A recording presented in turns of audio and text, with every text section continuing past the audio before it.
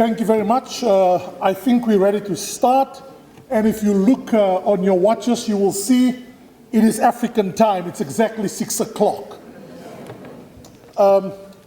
Vice-Chancellor and Principal of the University of Johannesburg, Professor Rensburg. The Vice-Chancellor Designate, Professor Marwala, will join us momentarily. Professor Wole Soyinka, Distinguished Visiting Professor. Deputy Vice-Chancellors and members of the Executive Committee. Members of the Executive Leadership Group. Mr. Buti Manamela, Deputy Minister in the Presidency. Members of the Diplomatic Corps. Prof Tawana Cooper, Vice Principal of the University of the Witwatersrand.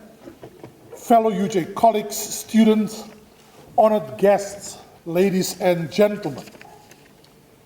So welcome to this special occasion, the inaugural public lecture of African renowned scholar, thought leader, essayist, poet, novelist, theatre director, and Nobel Literature Laureate, Professor Wole Soyinka.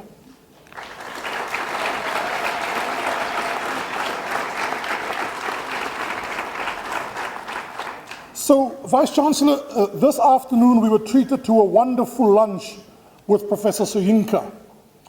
DVC Mketi, Gravit, Prof's Broadband, and Mgadi and his wonderful colleagues, Dr. Mekwe, Dr. Ivor Nda, were all in attendance. Now, I sat to the left of Professor Soyinka, so you can imagine how special I felt. And a slight misunderstanding arose between Professor Soyinka and myself. So according to this misunderstanding, Professor Soyinka asked me about, according to him, about Skokija. Skokija. Now, Vice-Chancellor, I heard Professor Soyinka asking for Skokija. Now, to the young students in the room, Skokija is a very potent concoction in South Africa. It's one of those potent, very strong drinks. It makes you very tired very quickly. I undertook to go on a search for some Skokija for Prof Soyinka before he departs. Prof protested, no, I did not ask for Skokija. I just remember Skokija and all the wonderful South African plays over the years. So again, I welcome you all to this wonderful occasion, and I will stick to my commitment to find for Prof some Skokija, and if I can't find that, some Nkomboti. It is now my pleasure and privilege, without further ado, to invite our Vice-Chancellor, Professor Aaron Rensburg, to come and render some welcoming and introductory comments. Professor Rensburg.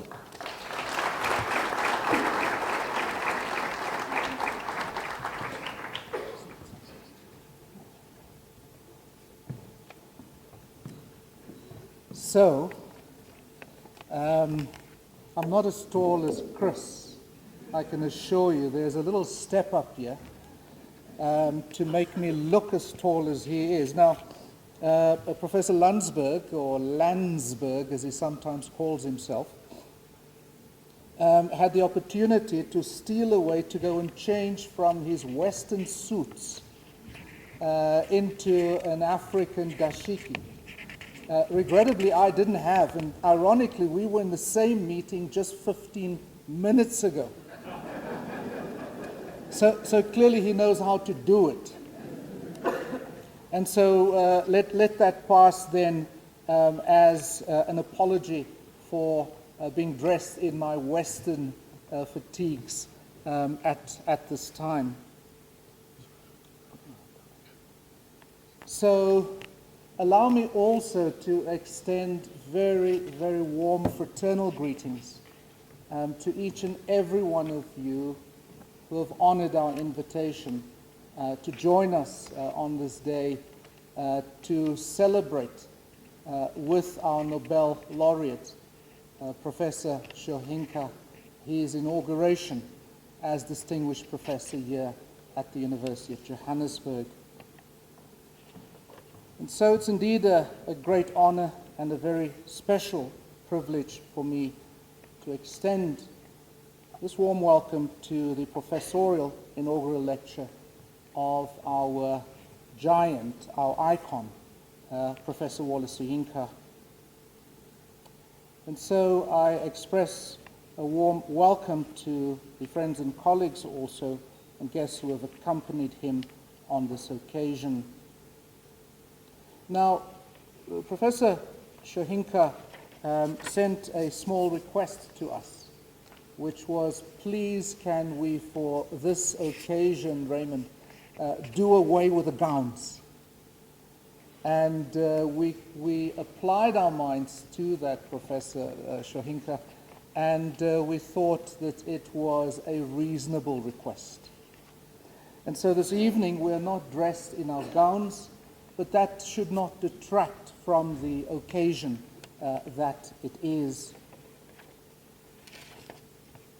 Now, I'm of course reminded that inaugurations usually follow well after the actual appointment to the role or post. And these are often a test and an indication as to whether the incumbent professor still finds the role interesting.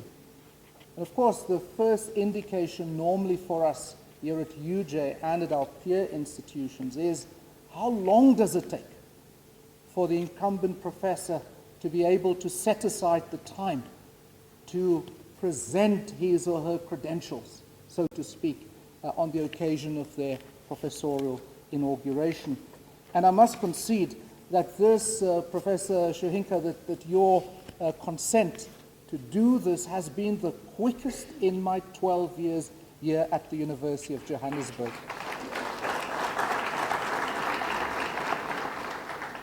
It says much about you, sir, but I guess tongue-in-cheek it also says something about us at the same time. And so the inaugural lecture for us is as much a reflection on the state and the intent of the contemporary university, with particular reference to African universities' responses to the befitting call for their decolonization and how it measures up to Professor Soyinka's inaugural lecture on a long walk to Mandeland. On these auspicious occasions, I often remark on and remind us of Vartan Gregorian's hopefulness and dare I add controversy when he announced to us that universities are not only repositories of past human behavior, they are instruments of civilization. And I'm sure you can get the hint of controversy there. He continues, they provide tools for learning, for understanding, and for progress. They are the wellspring of action, a source of self-renewal, intellectual growth, and of hope.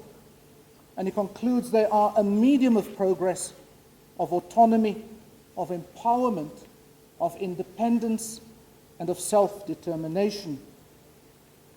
Yet at the same time, I offer us Wernick's argument, and I quote, the university has a contradictory relationship with its surrounding society. On the one hand, the autonomy in terms of its axial values of truth, of wisdom, of science, and so on. And on the other hand, those who control the means of material production control the means of mental production.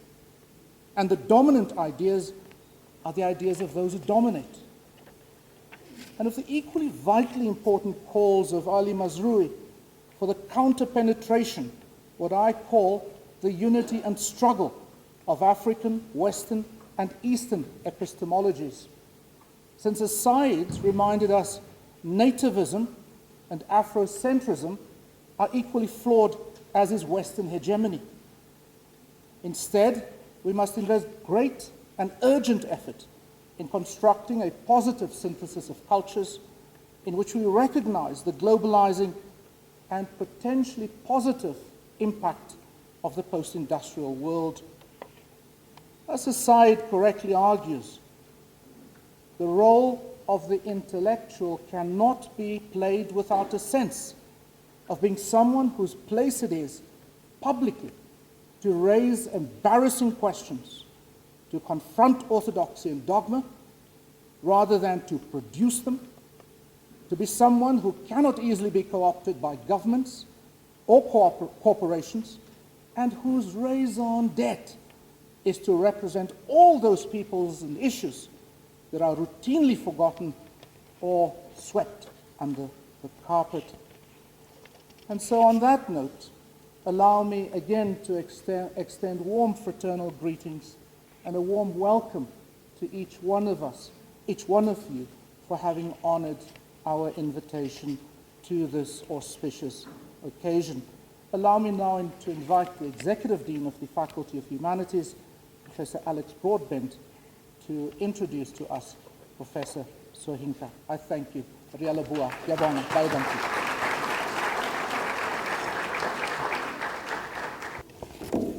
Thank you. I'd like to extend my own welcome to Professor Soyinka, and also my thanks for his request that we not wear the robes, since they're extremely warm, and I'm going to be asking that he makes a similar request before every inaugural lecture, whether or not it's his.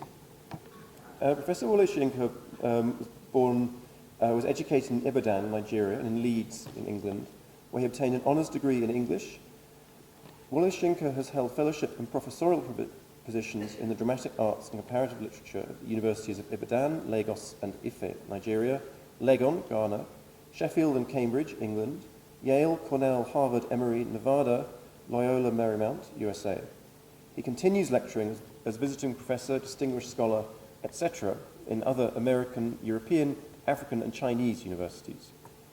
Essentially a playwright, Wole Soyinka is also a prolific as essayist, poet, novelist, and theatre director. He writes mainly in English, but his works are distinguished by their exploration of, I quote, the African worldview, and are steeped in Yoruba mythology, imagery, and dramatic idioms, end quote. From 1967 to 1969, he was imprisoned during the Nigerian Civil War, most of it in solitary confinement. From this experience emerged The Man Died. A very different prose work, Ake, his childhood biography, has been acclaimed as a classic, as also his tragic drama, Death and the King's Horseman. Other plays, nearly all produced within and outside Nigeria, include The Strong Breed, The Lion and the Jewel, A Dance of Forests, The Road, A Play of Giants, From Zia with Love, Beatification of Area Boy, Alapata Apata. His adaptation of Euripides' classic, The Bacchae, has been performed by the English National Theatre as The Bacchae of Euripides. Other adaptations include Brecht's Threepenny Opera, retitled Opera Wonyosi, and King Babu from Alfred Jarry's Ubu Roy. Wole Soyinka's poems are collected under the titles Idanre and Other Poems, A Shuttle in the Crypt, Ogun Abibiman, Mandela's Earth and Other Poems. Essay collections are titled Myth, Literature and the African World, Art, Dialogue and Outrage, The Open Sore of a Continent, The Burden of Memory, Muse of Forgiveness, and Of Africa. His You Must Set Forth at Dawn is regarded as his authoritative autobiographical work. Wole Soyinka received the Nobel Prize in Literature in 1986 and has been honoured with doctorates by the universities of Leeds, Manchester, England, Yale, Harvard, Emory, Morehouse College, USA, Toronto, Alberta, Canada, Paul Valéry, Montpellier, Sorbonne, France, Beirut, Germany, Cape Town, South Africa, Havana, Cuba, European University, Hungary. He is Fellow of the Royal Society of Literature of the United Kingdom, Académie Universelle des Cultures, France, the Academy of Arts and Letters, Germany, the American Academy of Arts and Letters, the Pan-African Rights Association, Association of Nigerian Authors, member of the Scholars Council, Library of Congress, USA, member of the Governing Council of the Bibliotheca Alexandrina, Egypt. He is past president of the International Parliament of Writers. Ladies and gentlemen, it is my huge pleasure to invite Professor Soyinka to address us. Thank you.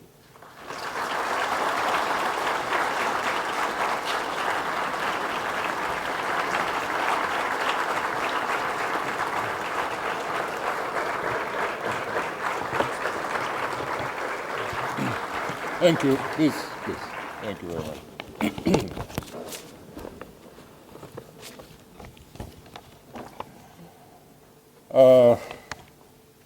I begin by saying that wonderful to be back. And even though I was welcomed earlier this afternoon by a slice of slander, which is continued tonight, a deliberate dislocation of a remark that was provoked by, the usual association of ideas, and now I'm being burdened with the accusation of trying to resurrect a lethal drink, which I've never even sampled in all my life, or which I know about, which I know has been sung. It's appeared in opera, it's appeared in literature, and as a student of words, all I asked was, what has happened to this word? Now, I'm not Christ. If you want to turn word into drink, that is your problem, not mine. So I plead absolutely innocent of the charges that have been levied against me. I should begin by explaining that the public discourse which I'm going to have while I'm here will carry this same title.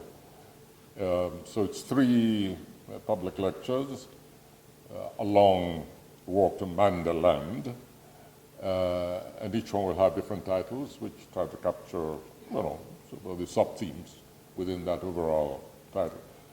Tonight's theme is, first, the good news.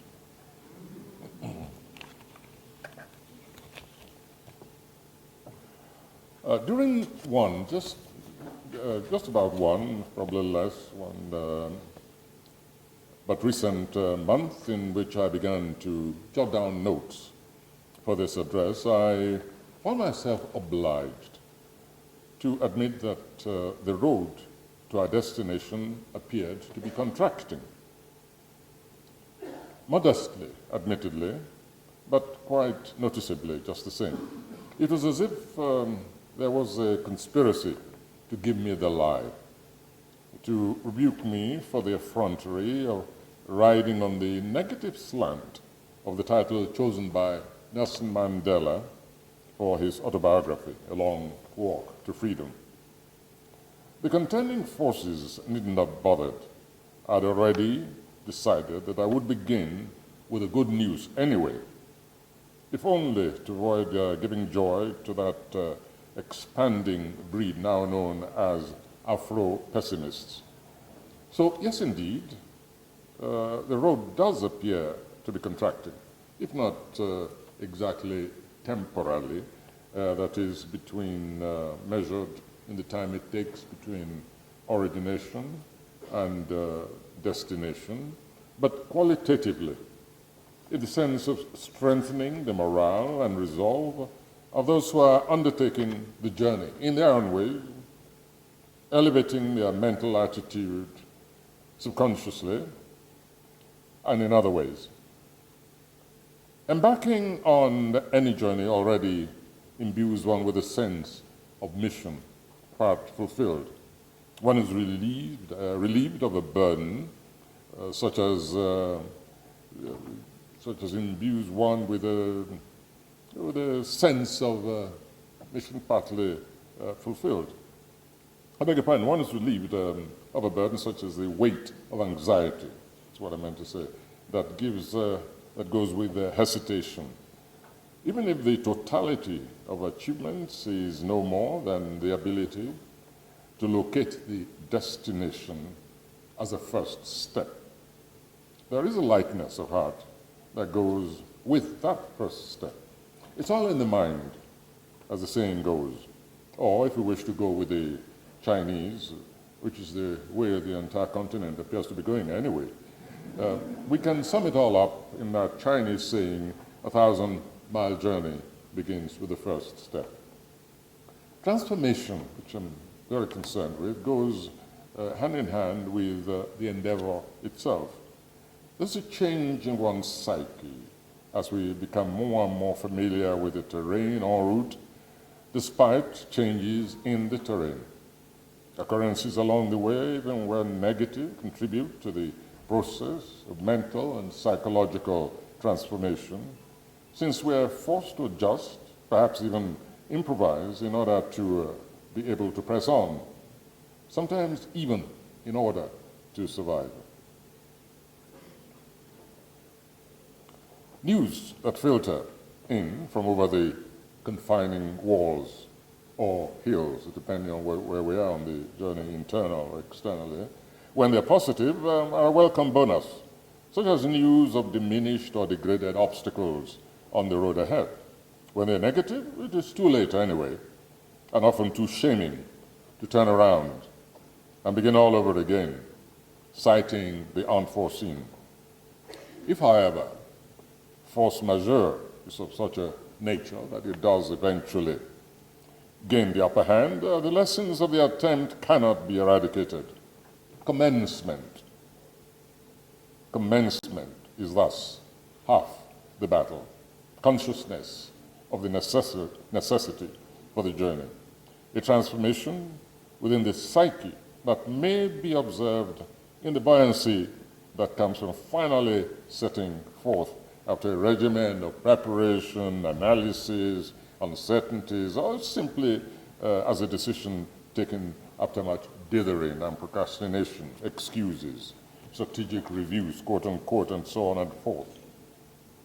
Inner transformation continues with what is experienced, such as the nature of the terrain, the evolution of new energies, new strategies for overcoming obstacles. All these nerve the mind, ensuring that the adjustments, the strategies for one obstacle differs from the next, even though they may arise from the same impetus. Confidence also builds up interacting with total strangers that one encounters along the way, be they just wayfarers like ourselves, or just locals, the indigenes themselves. And thus, when I claim that there is good news, I take all of the foregoing into consideration, which places me solidly on safe grounds. I shall go even further and insist that one may even undertake such a journey without being absolutely certain of arrival, guided by no more than a vague consideration, a vague consciousness, a subliminal intimation of a beckoning, and the intolerable reality of exactly where we are. Obeying that instinct, despite a lack of pragmatic certitude or alternatives. Where there is motion, or at least a semblance of a motion, as long as the motion does not mean a defeatist motion, one that takes us back completely, it can still be accounted good news and worth celebrating. Now, I know that that sounds desperate. No contest whatsoever. And we have not even got round yet to indicating what exactly Mandeland is, where it is located. But, trust me, we shall get to that sooner or later. So, for the former accusation, that of desperation, I repeat, no contest. I plead guilty as charged. Yes, many in my generation have indeed turned desperate, lamenting in their innermost heart of hearts, all that for this. By all that, of course, they're referring to their knowledge of the dedication, the epical efforts, privations, sacrifices, with or without even one's direct or indirect participation, just knowledge. All of this which may end up scrambling the mind just to think of, shall we say, the terminal sacrifices of some of our predecessors. And then comes the latter part of that question, for this. Well, that qualifying word, which I'll insert now, it's a rhetorical thing. For this, it's already put paid to an answer. It's a confession of deep satisfaction, admission of a savaging hunger and thirst for addicted visionaries. It's a condition that can never be assuaged. The catalogue of African verses does not require belaboring.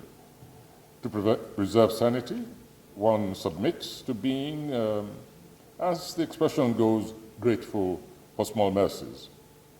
This means even according more weight to attested achievements here and there, more than they perhaps objectively deserve. However, even without those little victories, as I said before, the setting out, the consciousness of that task is already half the battle, and this is a state of the mind. And as we insist, the individual, then the collective psyche undergoes changes and is perceptibly recharged. A most shifty, imprecise, I agree, and unpredictable terrain, this psyche, yet even speculation in that domain may have the effect sometimes that is known as wish fulfillment, when what one actually deeply wishes come to be fulfilled. It all depends, of course, on how much value we place on yet another entity, which is known as potential. If we did not set store on potentiality, we would stagnate both as individuals and as community. So, yes, indeed, here we go again. It is salutary to also place an unjustifiable burden on potential. Physical exertions, like athletics, are perhaps the best examples of that, digging into the possibilities. Urging, dragging feet, go on, you can do it. Never mind that you are addressing an obvious wimp, undernourished wimp, confronting muscles and overstructured athletes, brimming vitality. And here, you're talking to this wimp, and you say to him, go on. Well, a candidate for sacking up will look as if he doesn't stand a chance against competition. However, we know that sooner or later that wimp amazes you. And of course, the continent has been referred to very often as the sleeping giant, which is why some of our leaders, thinkers alike, keep kicking her to wake her up. I believe that the process has been going on a little bit too long, lasting even in some cases, to measure by a certain stage of development, going on for over a century, sometimes 2 centuries, but it's the best we can do, instill conviction, which has nothing to do with optimism, just conviction, which is in my dictionary, is infinitely more dignified than resignation. The foregoing is obviously intended to anticipate the cynical responses that even this speaker confesses he is not immunized against Afro-pessimism. It anticipates the accusation, quite understandably, that maybe I'm really a closet Afro-pessimist. After all, I believe that the potential still falls far short of the achievement. And so, to partially summarize, I do insist that the road to Mandeland has considerably shortens continually every day. It is guaranteed to contract whenever we undertake the exercise, among others, of looking just a little bit more closely, especially behind the headlines, and especially, again, the foreign headlines, which tend to dominate our perceptions, our assessments. And thus, this was the very exercise which I decided I just had to do before even embarking on such a topic. An inventor's breakthrough, a resurgence of economic attainments here, mobilizing against an epidemic, containing and then stopping it in its tracks, energizing response to a natural disaster, productive collaboration across borders internally, reorganizing relationships with outside partnership in production fields, etc., etc., etc. It's all there. Scientific achievements which are correctly attributed to one of us, leading to global recognition. All these encourage and boost us on the way to Mandeland. Even the recovery of stolen trillions stashed away in Scandinavian and Caribbean hideaways with accompanying comeuppance for beneficiaries, decades of grand larceny. If the expression grand larceny sometimes sounds weak compared to the actuality of what is stolen away from the treasury in many African nations, needs a totally new vocabulary to grasp the enormity of it. The spirit thrives on such little achievements, people being brought to book, recovery. The psyche is massaged towards a degree of equilibrium, a level of sanity from what might have been total despair. Of course, we're bound also to admit of the negativities, to acknowledge instances of total decompression everywhere, in every field of endeavor. So I do not subscribe either to the mission, the condition of being an incurable optimist. Let me simply conclude these psyching up preliminaries by consider that I believe that I think I belong to that breed who insists on the viability of signs of possibilities, who accept the burden of pushing those signs onto even more prominent observatories so that they do not become swamped by contrary indications, which are part and parcel, in any case, of any seemingly impregnable undertaking. Patience, we shall come to those negatives in their full, depressing, uplifting, as well as positive panoply before we're through. Right now, however, permit me to return to where this tourist guide began his briefing for his anxious charges, and with that little flag on top of a stick, which you sometimes see at airports and at pilgrimage routes and tourist destinations. This one, however, reads Mandeland. Yes, indeed, the good news. I undertook that media exercise, months steady browsing through the local media, just to ensure I was up to date on the latest developments, and already, as admitted, also for general boosting of personal morale. It's a tedious exercise sometimes, sifting for grain among the ankle-deep chaff on the media threshing floor, because that is what generally we find sinking even the silo with the sheer weight of lightweight chaff. But I did state to all of you that all you had to do is will yourself away from the lurid, sensationalist headlines ahead with the small, barely conceded events. Even that, alas, as I said, sometimes results in none for your comfort. That reference is to the autobiographical title of a prelate who may have faded into obscurity even in South Africa, where he ran his ministry in part of the Christian church. One of the few instances of the courageous individuals who stood up against the master race theology when it was not fashionable to do so, or when the rest of the world turned their backs on the existence of such a pernicious doctrine of human relationship.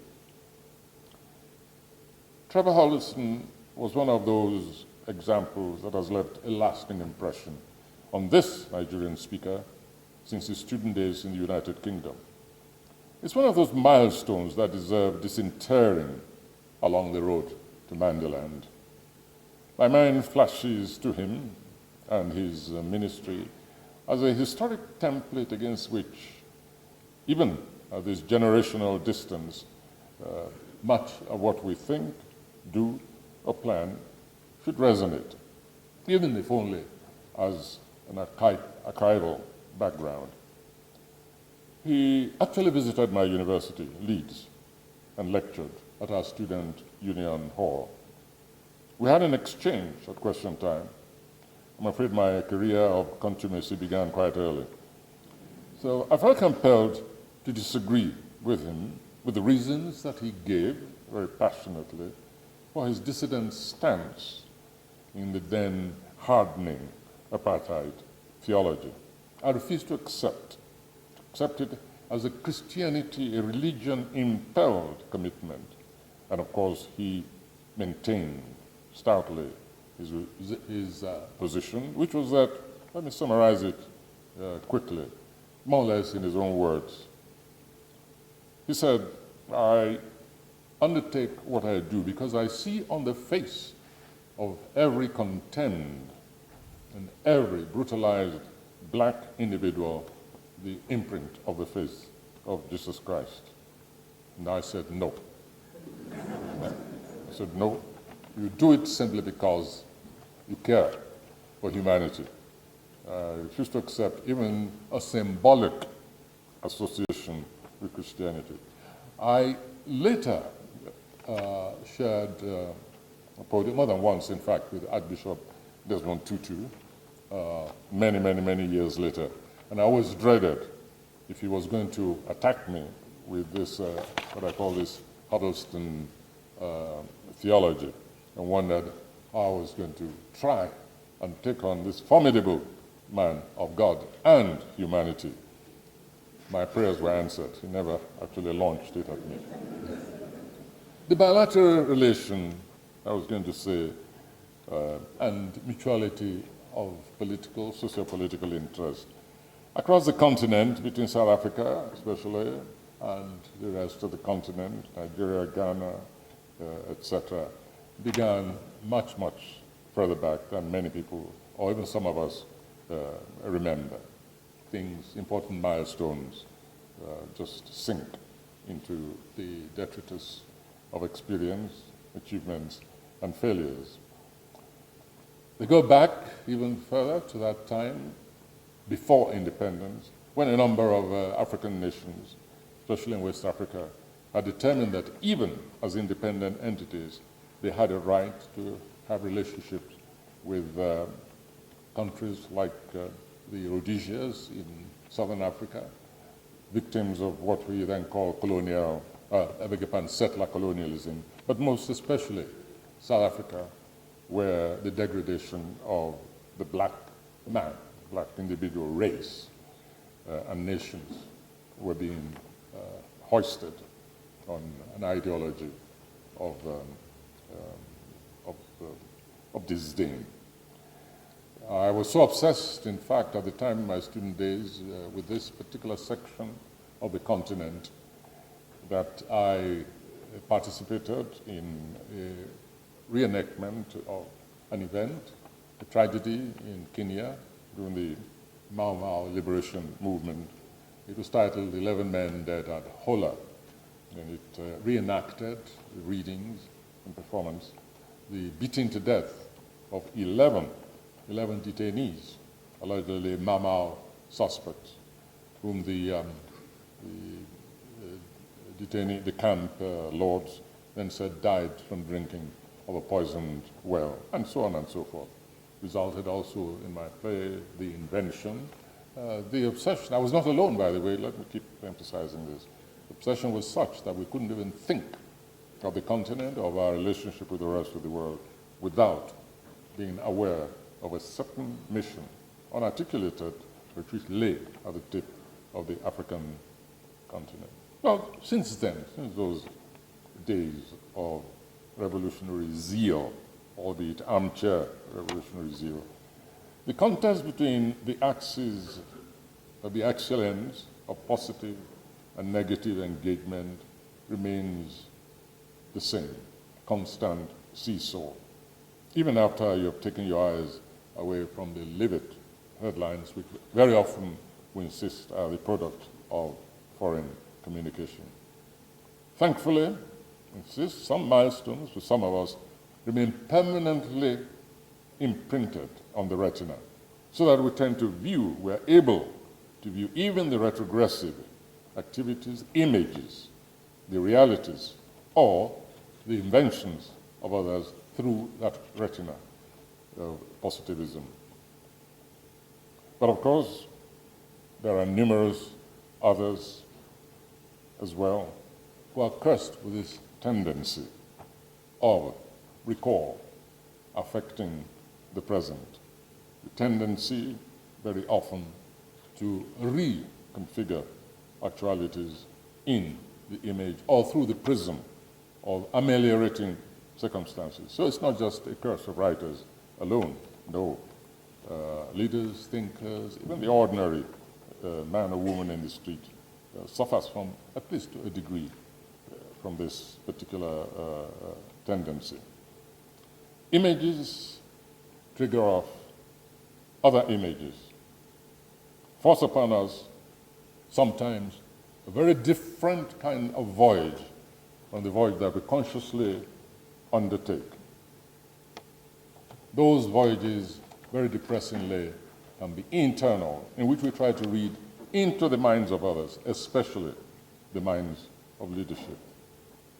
Leadership, yes, that is only to be expected. When we ask, how is it possible for such alienation to take place between us and those who are part and parcel of the struggle? Leadership must take the brunt. This is only to be expected. They are recognizable. We know them. We constantly assail them. We hardly ever take our eyes off them. Denunciation of such a class has become so routine that they in turn have developed means for warding off bad news, or simply become so carapaced in immunity that they're not affected by them, that nothing percolates through to them. And of course, in many cases, they have become adept at constructing very ingenious aversion therapies for dealing with the articulate people who put down and remind them of the unacceptability of social conditions, both individually and collectively. Ask Ngwewa Fiongo, a convenient example in Kenya, for instance, since we last made a stop in Kenya. However, what of followership? And I think this is where immersion in one's local media often leads one. Yes, followership. Is it possible, perhaps, that followership has become the problem of transformation and social fulfillment, even to the detriment of that very followership itself? Is it possible to speak, however, of a collective social psyche of followers?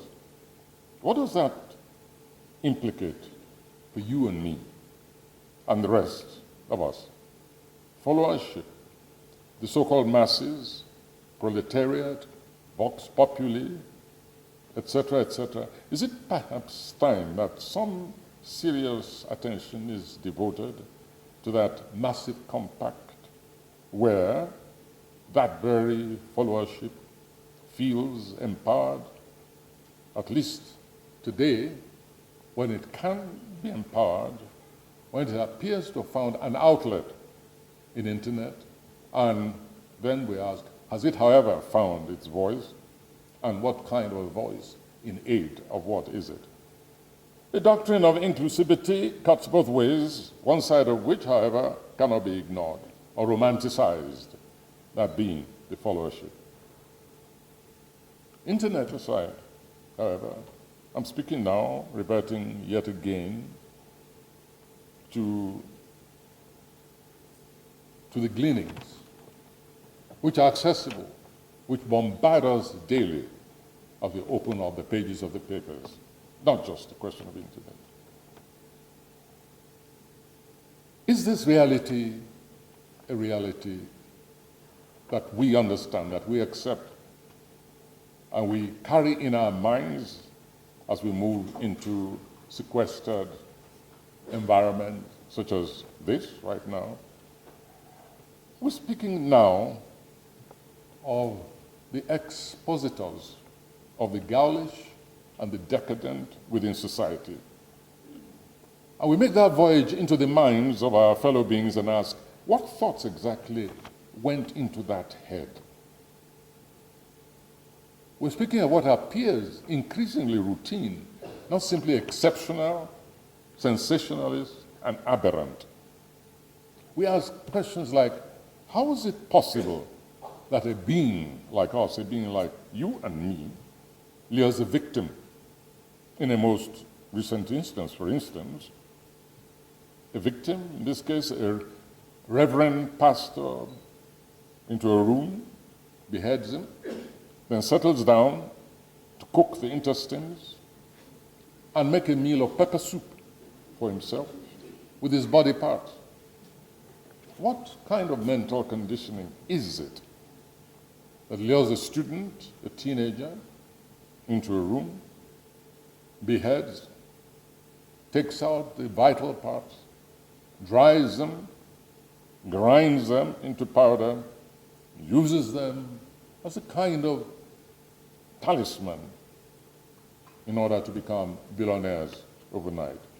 What kind of values in society creates creatures like that? Not merely in ones or tens, but seemingly in their hundreds.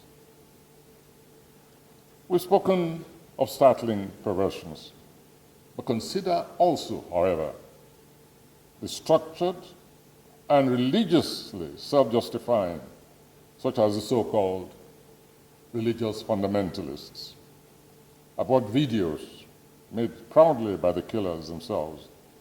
They sat around an already blood-congealed pit, at the rim of which they ritually slit the throats of children for the crime of attending school, with their parents compelled to look on as their share of the punishment for sending those children to school, and as a preventive from sending any more for enlightenment.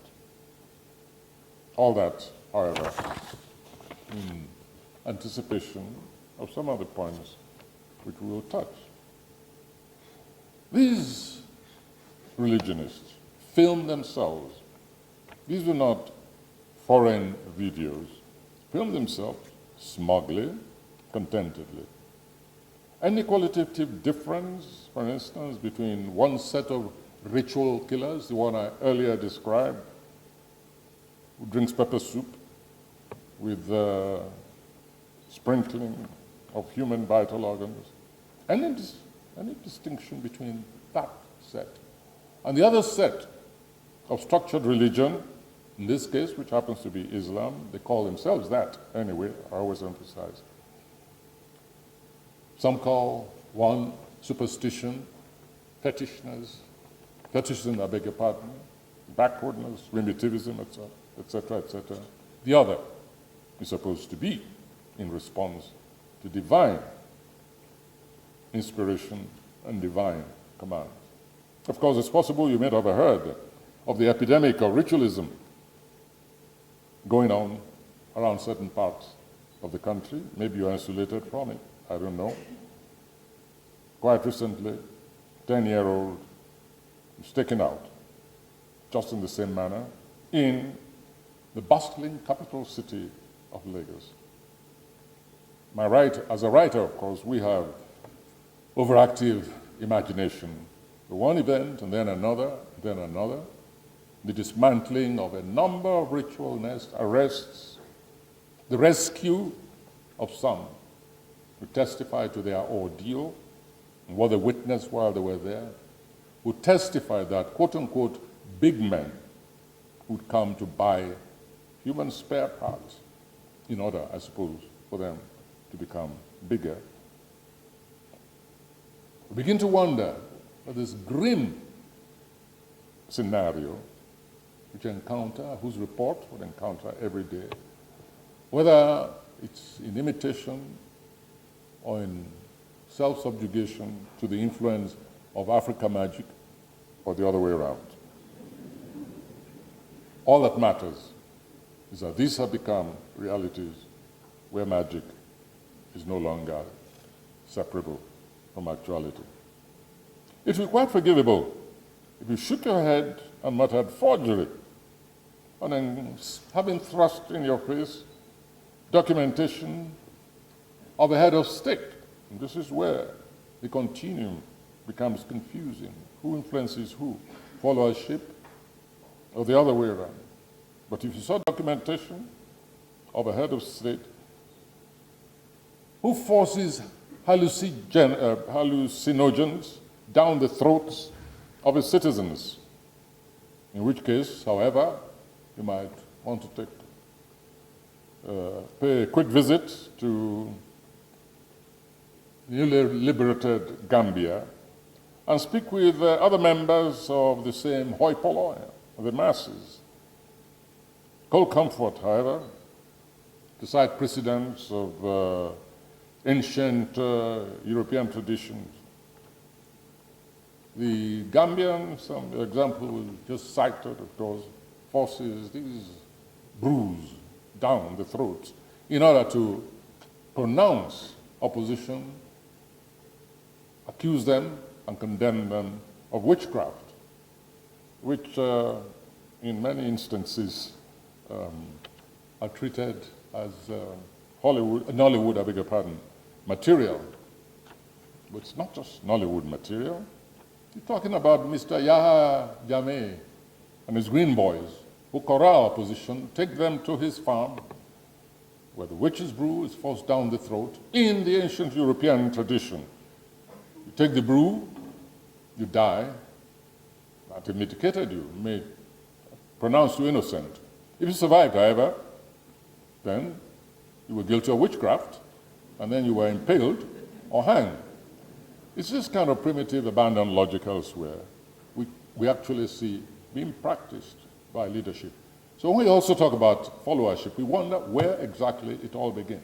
All we know is that the mass imitation confronts us and bedevils the very security that we feel we have in the advance of our societies.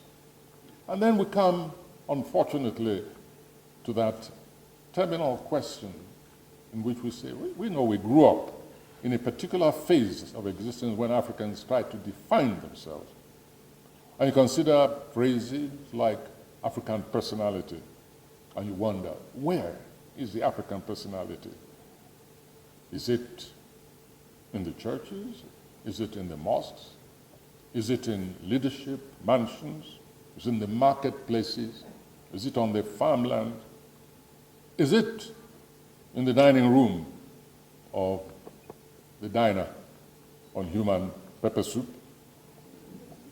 Maybe it's time we return to these liberation banners and try to bring them down to the level of the marketplace, the streets, the factory, and the farms, not simply as expressions to be analyzed, historically studied, and then put aside. Or if you like, authenticity, the Mobutu variant, or negritude, if you like, the last being the construction, not merely of this continent, but thinkers also from our extension in the diaspora. All of them products of the effort, sincere or diversionary, it all depends which head of state is pronouncing it. Sincere or fake efforts to recapture, to reinvent a pre-colonial actuality, quote-unquote actualities, which will, however, remain incomplete if political liberation ignored them. In other words, the cultural reformulation of the psyche of the African. It is for us to decide and define who we really are and actualize that definition. And what makes us a unique member of the human family is what we consider cultural. So how do we reconcile the portraitures of a random month sampling of one's local media with the lofty ideals that went with independence, with the wars and the sacrifices of liberation? But we must continue to seek the good news, however obscured by the lurid headlines, sensationalist events, some of which I have already outlined. African personality, where shall it be sought? And when we found it, refurbished it, how do we advertise it? How do we get it across? The sensibility of that uniting identity. Then we talk about African unity. It's another item. In the travel bag on the way to Mandeland, African unity. How do we get that also across from the pulpit? But the witchcraft theme, unfortunately, is not limited merely to the spiritual. It is also highly political. If not witchcraft itself, we demonstrated, at least the kind of contempt for the human entity that is supposed to be neighborly is one that has stretched even into manipulation, into insertion, into the political landscape. I can already feel the sense of where is the good news in all this? Believe me, it's there. I should cite one. Take the Kenyan elections. Look at 2007-2008 elections and the 2013 elections, which manifested just the very anti-human propensities that we say we read about daily in our papers. But compare those elections with the most recent. That's good news. That's advance. This time the pangas were not out, or if they were, very, very briefly. The judiciary rose to the occasion, tried to restore faith in the people. Governments breathed a sigh of relief. The Afro-pessimists were disappointed. So, incidentally, were some heads of state, because you know that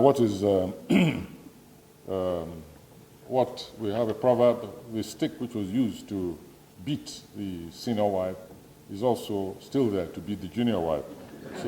So they know that the people themselves, they've seen what happened in Kenya, and whatever they are planning in other areas, they're going to be at least a little bit more circumspect, not so contemptuously direct in their attempt to rig elections.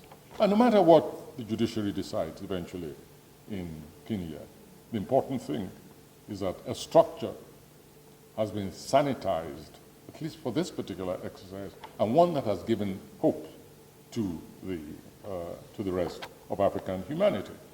And the same thing with the master witch hunter of Gambia. You'll ask me, where's the good news in that? But then it's already there, it's embedded there. The people rose and said, we've had enough of this succession of witches' Sabbaths. And his colleagues on the African continent, when the man looked around and said, wait a minute, this is apostasy, punishable by death. The peers came and visited him, paid him a courtesy visit. I said, mister, we think it's about time. So Yahya Jammeh was given a one-way ticket to the nearest welcoming state. And there he sits, enjoying his ill-gotten gains. I believe the plane nearly crashed because it was loaded with all his Rolls Royces and so on. But it took off anyway, and it's away there for the moment. I'm taking us to that numinous area that we conveniently address as a collective psyche. If it doesn't exist, well, all we know is that we're feeling its effects. It reminds me of one of those poets, one of those limericks from the Enlightenment, which try to philosophize about the nature of senses, for instance, which senses are real and which are not. Something, if I sit on a pin and it punctures my skin, I resent what I fancy, I feel. So whether the psyche is real or not, we know that something operates in public sensibilities and even sense of mobilization to which we designate the expression psyche. It can be any other expression. And the issue is that perhaps the followership psyche has become a problem that we have to confront in a very structured way. Do we send student groups out on the crusade? Do we rely on the church, the mosques? Do we hold adult educations? Do we have women's marches through the streets saying enough of these witches' Sabbaths? We deplete the young generation, or indeed, sometimes it's totally indiscriminate. Do they say, Africa, yes, let us unite, but not along the axis of drug carriers? There's unity between Nigeria and South Africa right now on that, leading sometimes to turf wars in which massacres take place, even in churches. The drug lords get up, they target even the churches, simply because they know that these drug lords, when they return, they use the money, the tithes, for building churches, just as a kind of spiritual laundering, hoping for preferment.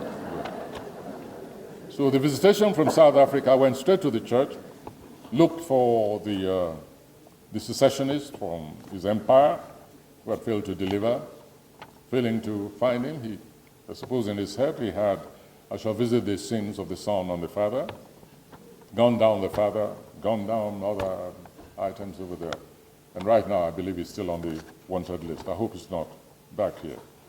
And we rely even on the churches for these, for the transformation that we talk about, that has become so passionately mandatory. The church. Yes, I mentioned Reverend Father Huddleston at the very beginning, which I hope underlines my respect for the church. And I mentioned also that permanent, eternal good news, Desmond Tutu. And I draw the line of continuity between the heroes of the cloth of the church and even of the mosque. We have those, but they are not so prominent in institutions such as this because they do exist.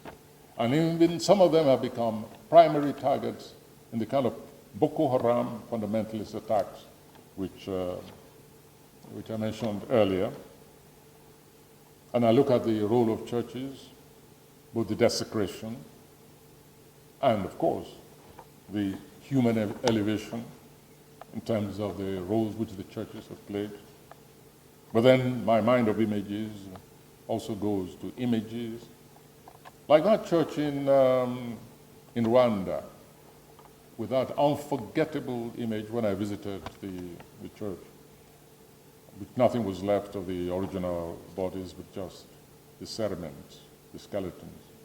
I understand that those grisly mementos have been moved to proper museums built specially for that purpose. I'm in two minds about that. I sometimes feel that they should be left, that crypt, that church should have been left there as an open crypt, as a reminder, as a monument in its own, with all its content. However, this important thing is that these images are still there. And I look at those images, and again the question arises, all the preceding for this. However, At the same time, the good news that we know that in that same Rwanda today, not only are the killers being brought to book, but that schools are being opened where the children from both sides, the Hutus and the Tutsis, are seen, filmed, playing together, oblivious of their past, or at least, even if conscious, it is being taught to obliterate that past and see a human being, their playmate, as just another human being, not as representative of a masterpiece or a violator of victim rights. So again, I stress, the good news is always embedded very much in the past. But to go back to the church, I don't want us to miss this other important link between South Africa and the rest of the continent. The church seems to be playing a very serious unification role in that endeavor, and reminding us that African unity only takes different forms. It never really disappears completely. So we have things like synagogue, Church of All Nations, constantly playing host to lots of South Africans. They come in swarms. Heads of states are to be seen at the synagogue of all churches. If not done, then there are others. There's taste, there's choice. The menu is very large. One asks oneself, is this what is left of the line of Huddleston and Desmond Tutu and all the others? And of course, the chief minister plays host to a snake charmer from South Africa, visits him, and they evolve a new redemption theology, only for one of them, who should thank goodness he escaped with his life, who repudiates whatever he repudiated while in the church of T.B. Joshua. All this eventually must end in tragedy. Collapse of the church and the mouthing of impunity. The fantasizing, deliberate concoctions of fantasies as the cause of a church. A plain dereliction where a building was being augmented without proper license. And of course, it collapsed, bearing in the majority South Africans who'd come to worship. I think he was last heard of in Paraguay. I'm talking about Mr. T.B. Joshua, who for me is one of the worst protagonists of both theater and miracle that I can find at this time. But if it is what it takes, to change the psyche of followership for the better, if it just takes slapping a human being on the head, having that individual writhe on the floor and come back a changed individual, if that individual can at least change into what we require, change into the citizen that has come out of the panga response to allegedly fouled up elections, into what we consider the right frame of mind for the pilgrim to Mandeland, then by all means, let us get T.B. Joshua together with a snake charmer, whose name Penwell or something like that, and have them, unleash them, but with our own scriptures in their hands, and hold them strictly to the dissemination of the scriptures in there. Because the situation, believe me, is getting desperate. I mean, accidents do happen. We know that, although there's a school of thought which says there's no such thing as an accident. An accident is the result of somebody else's carelessness, cupidity, cynicism, disdain for the right of others, and therefore fails to take precautions not to harm or to reduce the rights of others. But when you have a situation where accidents are then attributed to the will of Allah, or the will of God, or fate, or destiny, etc., we find that the road to Mandeland becomes longer and longer. And when the priest today stretches his hand, one's hand stretches out his crosier, one's mind goes on to Jean Genet, one of his characters who says, when the crozier is outstretched, is it to bless or to bleed? And when we think of religion, also our mind goes to Alice Lequena, Joseph Kony, and so on. Not just to Al-Shabaab and Swadin and all that lunatic fringe of who claim to be purifying Islam. No, these images also make us question whether the religious root is the route to true unification and the enthronement of social justice. But most critical of us, for us, is the issue of the state of mind, the psyche, as I keep calling it, of the ordinary member of the public. The good news, let us continue keeping it in our minds. The good news is that history, I believe, is on the side of us in this continent. And that is why the destination is titled The Road to Mandeland, because that history cannot be wished away. But that history cannot be the positive aspect of history cannot be activated, cannot be realized, made functional in the particular circumstances of the African continent vis-a-vis of the world. Lynching, we're borrowing the wrong things from one another.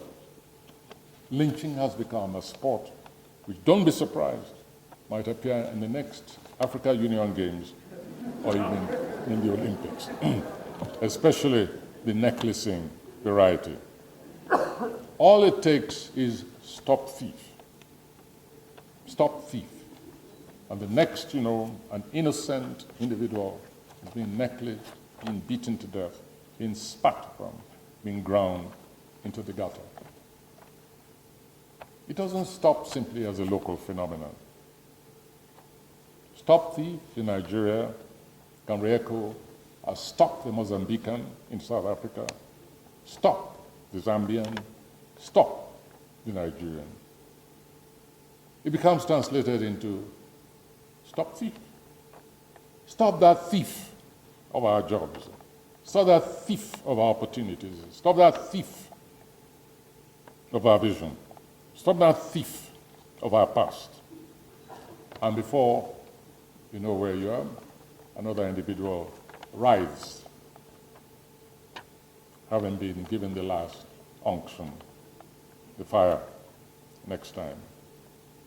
We're all victims, of course, of our past, but then we can also be victors as a result of that past. Even items, I wrote a play, The Beatification of Area Boy, and there's a scene in there which everybody found very hilarious, but it was really tragic, because it involved simply the cry of one member of the quote-unquote, the masses, what we call sometimes in Nigeria, Johnny Buster, saying, I cannot feel my genitals.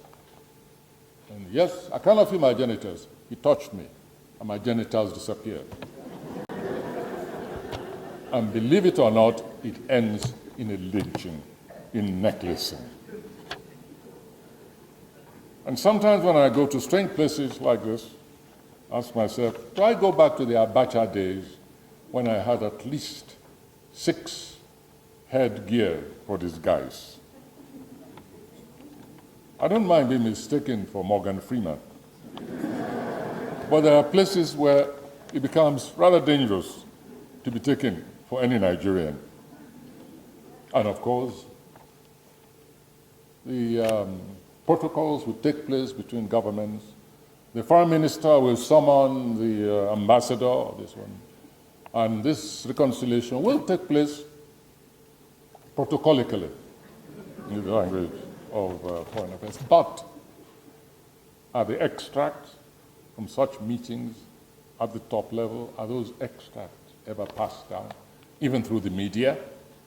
So when I talk about even the possibility of extreme actions like crusades and student bodies going, it's act, thought, of desperation, because it goes beyond the immediate, instant thrill.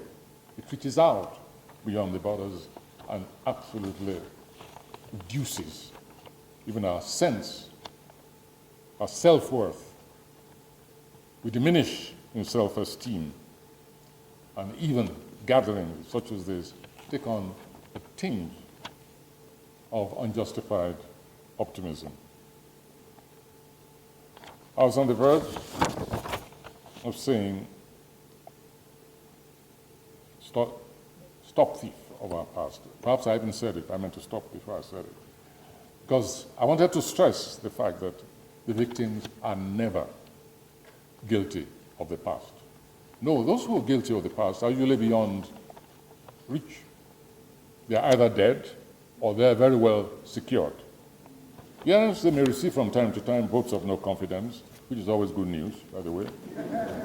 And they may be asked to refund staggering millions, which they converted to personal use when should have been used for the development of society. That's very good news. But we know that these are scattered instances of reparations. Is the reparations exacted against the innocent, which remind us, of course, of the deductions of Frantz Fanon. Frantz Fanon being played in our streets, in our marketplaces, over and over and over again, polluting what should be the strengthening of relationships, because the struggle, of course, is not over. Otherwise, we would not even be on the road to Mandeland. We already spent a lot of time, and I have yet to identify Mandeland. What is it? Where is it? You see, you should have reminded me. But since there isn't too much time, and we have to do time for questions, I will give you a hint. Well, let me confess, I've left it to later to encourage you to come back, because I know you're curious to know what Mandeland is. One of my favorite childhood experiences, story, is actually one of a case of childhood cruelty. We didn't call it cruelty at the time. We called it, and we still do, education. Education, rather painful way, but leaving no ultimate harm. A child is, I call it the Arodon treatment, And a child is called by the parent and says, could you go next door and ask my neighbor, tell him I've run out of Arodon, and could he or she lend me hers? And that neighbor, who of course is in the game, I don't know if you have it here, says, only 2 days ago, that that trader over there, just go there, pick it up. I'm sure you'll find it. Gets there, that one says, oh my God, Chief so-so-so, came here with his men the other day, and when he was leaving, asked me, could I borrow your Arodon? So, go to the chief. Goes to the chief. This game can begin in the morning and continue in the afternoon until evening. The poor, bedraggled child comes in, weary, even though along the way, of course, there's been African society, and so along the way, being given some food, okay, take this, just drink this, have some Pepsi, or that happens. But he's weary, he's bored, and he thinks all these adults are crazy. So comes home, and the mother says, where have you been all day? The child says, what's wrong? But you sent me. I sent you where? You sent me for Arodon. Oh, you mean you're still on that mission? Shortly after you left, I found it right in the It's a lesson not to be forgotten. What we're looking for in Sokoto might be in our Sokoto. Sokoto means pocket. Sokoto is the name of a town. That's another way of this same Arodon story. We shall analyze later, the meaning or the significations, because we will not. Mandeland, by now, I think you have the essence of it, if only from those two stories. But it's the process. the process of trying to get there, as I mentioned earlier. The transformation on the way there, the conviction, the potentiality of recognizing that somewhere, yes, there is a Mandeland. But that these are the obstacles that have to be overcome first. Could be rites of purification, increased social consciousness.